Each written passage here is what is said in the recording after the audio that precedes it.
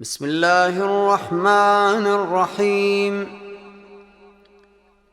اللهم صل على محمد وآل محمد. اللهم إني أسألك برحمتك التي وسعت كل شيء، وبقوتك التي قهرت بها كل شيء، وخضع لها كل شيء، وذل لها كل شيء، وبجبروتك التي غلبت بها كل شيء، وبعزتك التي لا يقوم لها شيء، وبعظمتك التي ملأت كل شيء، وبسلطانك الذي على كل شيء، وبوجهك الباقي بعد فناء كل شيء، وبأسمائك التي ملأت أركان كل شيء، وبعلمك الذي أحاط بكل شيء، وبنور وجهك الذي أضاء له كل شيء.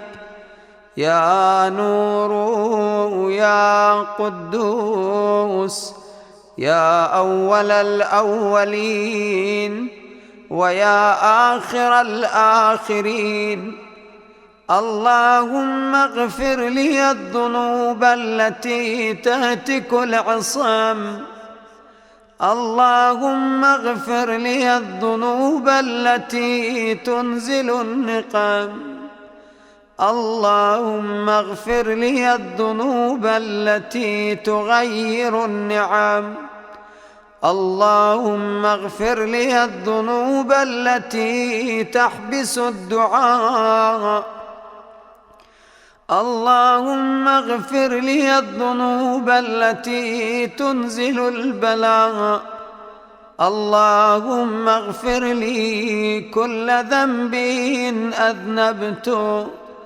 وكل خطيئة أخطأتها. اللهم إني أتقرب إليك بذكرك، وأستشفع بك إلى نفسك، وأسألك بجودك أن تدنيني من قربك، وأن توزعني شكرك، وأن تلهمني ذكرك. اللهم إني أسألك سؤال خاضعين متذللين خاشع،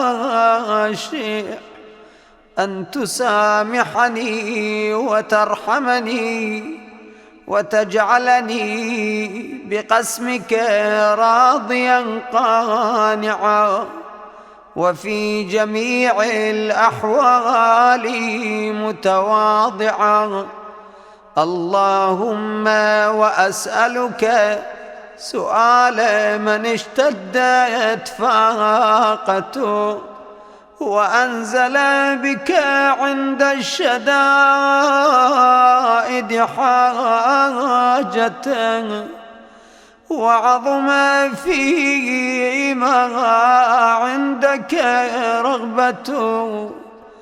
اللهم عظم سلطانك، وعلى مكانك، وخفي مكرك، وظهر أمرك، وغلب قهرك، وجرت قدرتك، ولا يمكن الفرار من حكومتك.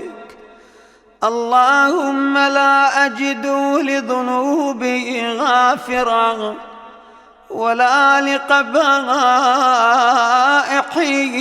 ساترا، ولا لشيء من عمل القبيح بالحسن مبدلا غيرك. لا إله إلا أنت سبحانك وبحمدك ظلمت نفسي وتجرأت بجهلي وسكنت إلى قديم ذكرك لي ومنك علي. اللهم مولاي كم من قبيح سترت وكم من فادح من البلاء أقلت وكم من عثار وقيت وكم من مكروه دفعت وكم من ثناء جميل لست أهلا له نشرت. اللهم عظم بلائي وأفرط بي سوء حالي وقصرت بي أعمالي وقعدت بي أغلالي وحبسني عن نفعي بعد أملي وخدعتني الدنيا بغرورها ونفسي بجنايتها ومطالي يا سيدي. فأسألك بعزتك أن لا يحجب عنك دعائي سوء عملي وفعالي ولا تفضحني بخفي ما اطلعت عليه من سري ولا تعاجلني بالعقوبة على ما عملته في خلواتي من سوء فعلي وإساءتي ودوام تفريطي وجهالتي وكثرة شهواتي وغفلتي.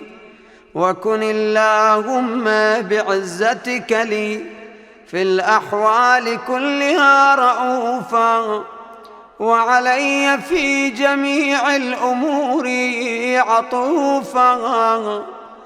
إلهي وربي من لي غيرك أسأله كشف الضر والنظر في أمري.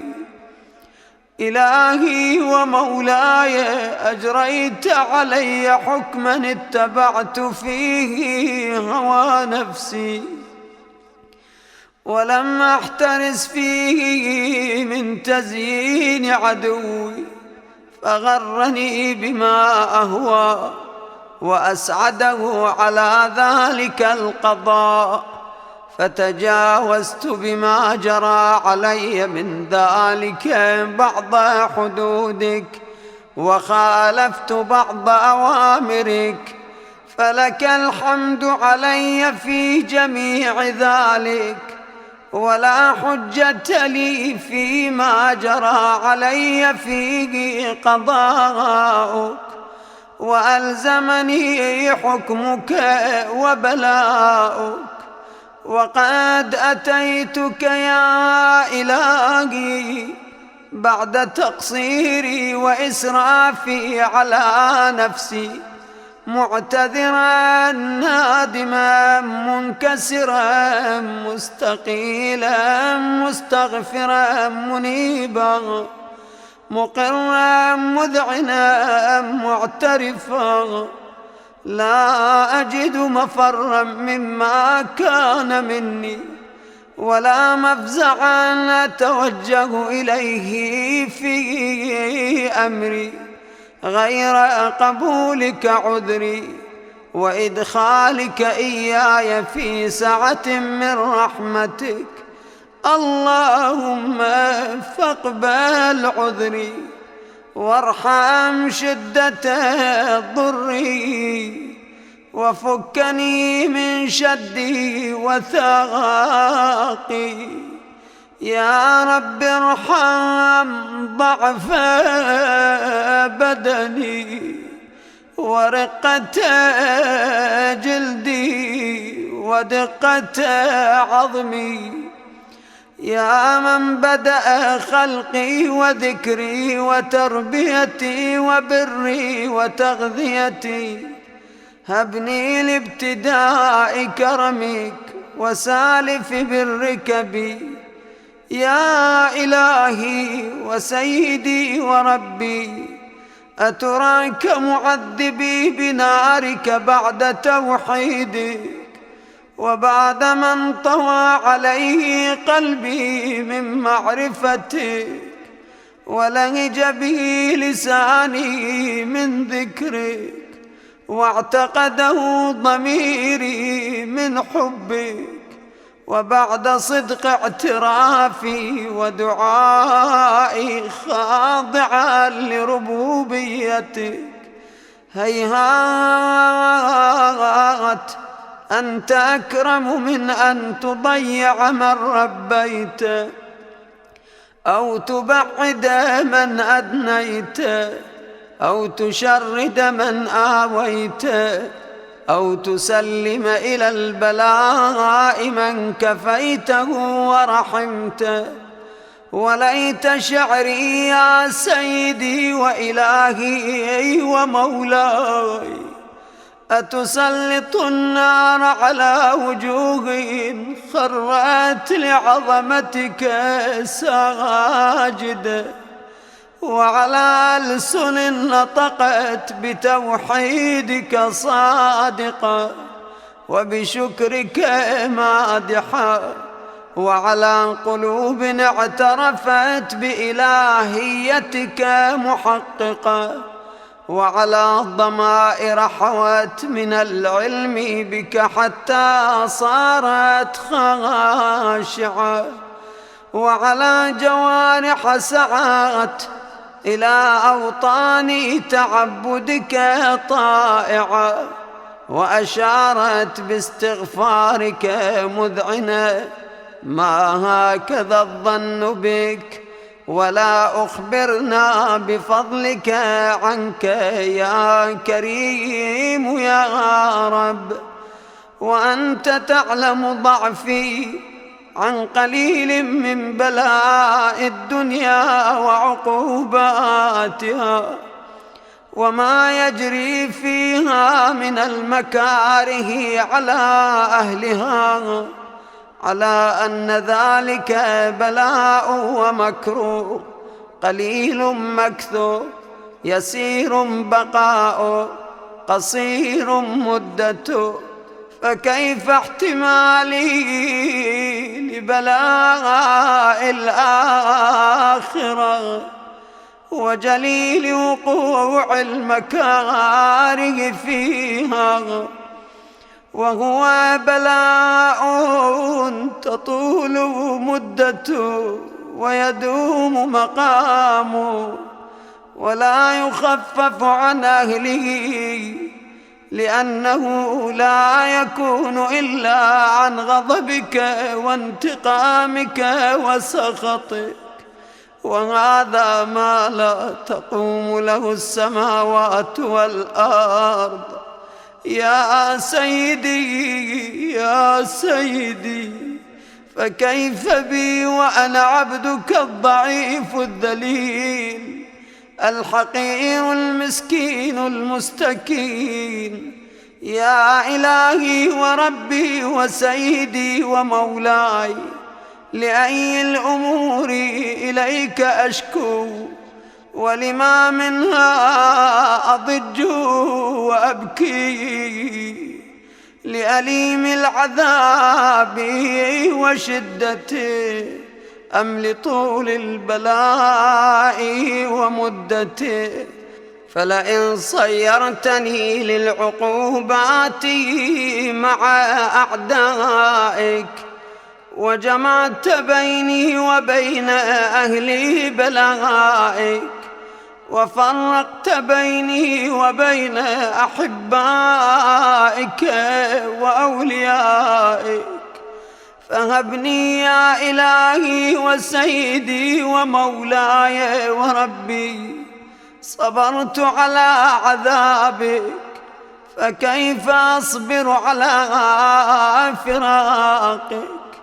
وهبني صبرت على حر نارك فكيف أصبر عن النظر إلى كرامتك. أم كيف أسكن في النار ورجائي عفوك. فبعزتك يا سيدي ومولاي أقسم صادقا، لئن تركتني ناطقا لأضجن إليك بين أهلها ضجيج الآملين، ولأصرخن إليك صراخ المستصرخين، ولأبكين عليك بكاء الفاقدين، ولأنادينك أين كنت يا ولي المؤمنين، يا غاية آمال العارفين، يا غياث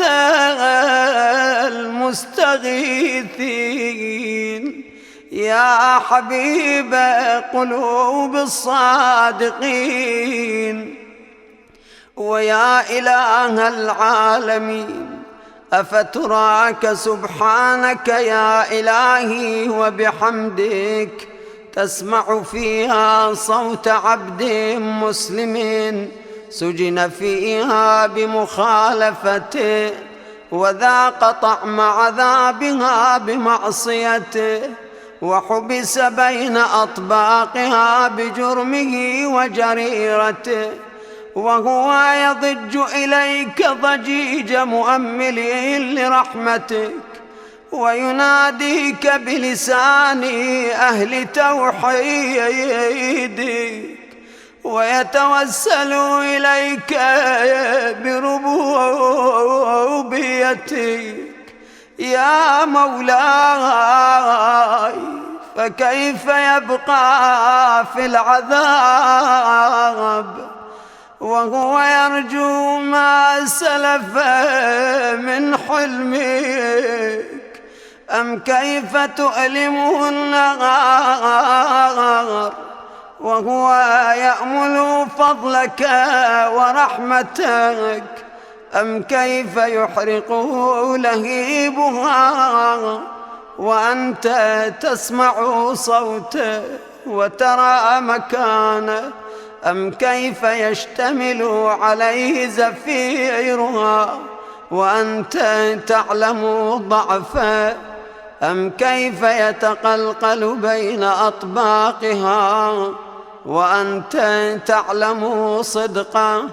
أم كيف تزجر زبانيتها وهو يناديك يا ربه؟ أم كيف يرجو فضلك في عتقه منها فتتركه فيها؟ هيهات ما ذلك الظن بك، ولا المعروف من فضلك، ولا مشبه لما عاملت به الموحدين من برك وإحسانك. فباليقين أقطع لولا ما حكمت به من تعذيب جاحديك، وقضيت به من إخلاد معانديك، لجعلت النار كلها بردا وسلاما، وما كان لأحد فيها مقرا ولا مقاما، لكنك تقدست أسماؤك أقسمت أن تملأها من الكافرين من الجنة والناس أجمعين، وأن تخلد فيها المعاندين. وأنت جل ثناؤك قلت مبتدئا وتطولت بالإنعام متكرما. أفمن كان مؤمنا كمن كان فاسقا لا يستوون.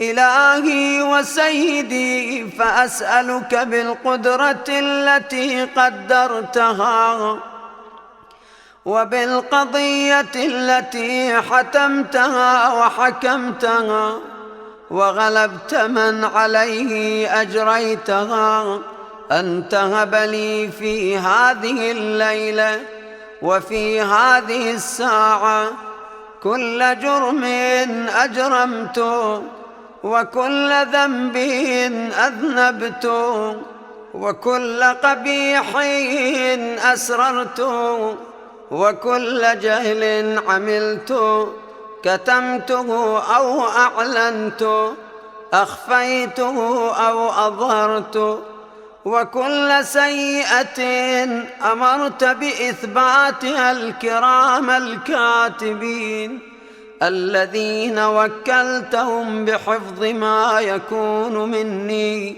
وجعلتهم شهودا علي مع جوارحي وكنت أنت الرقيب علي من ورائهم والشاهد لما خفي عنهم وبرحمتك أخفيت وبفضلك سترت وأن توفر حظي من كل خير تنزل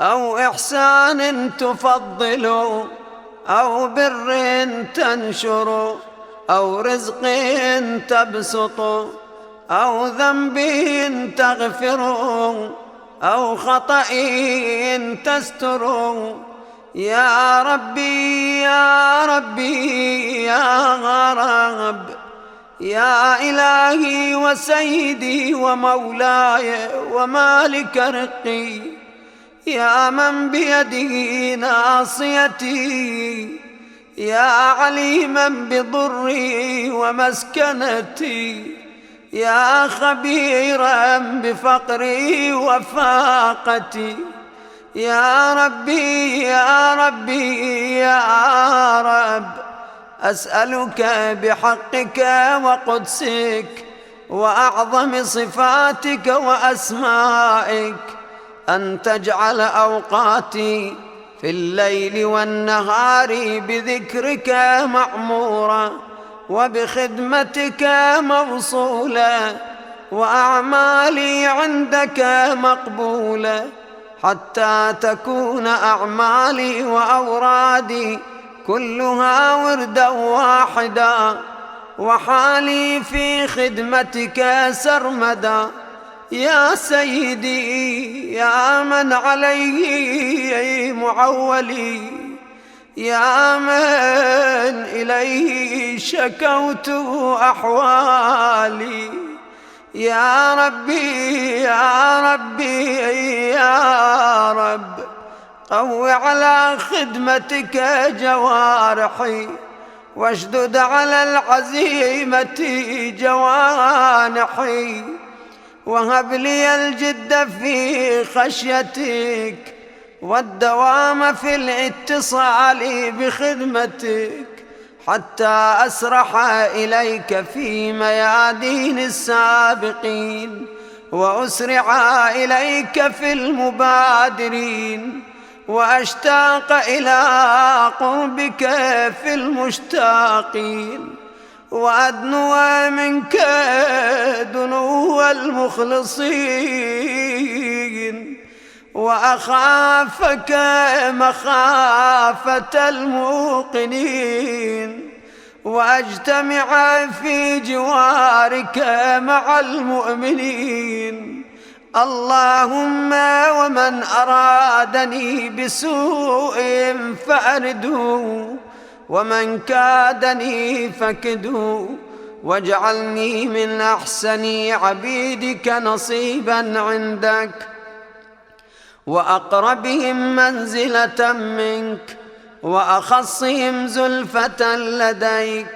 فإنه لا ينال ذلك إلا بفضلك وجد لي بجودك واعطف علي بمجدك، واحفظني برحمتك، واجعل لساني بذكرك لهجا، وقلبي بحبك متيما، ومن علي بحسن إجابتك، وأقلني عثرتي واغفر زلتي، فإنك قضيت على عبادك بعبادتك، وأمرتهم بدعائك، وضمنت لهم الإجابة، فإليك يا ربي نصبت وجهي، وإليك يا ربي مددت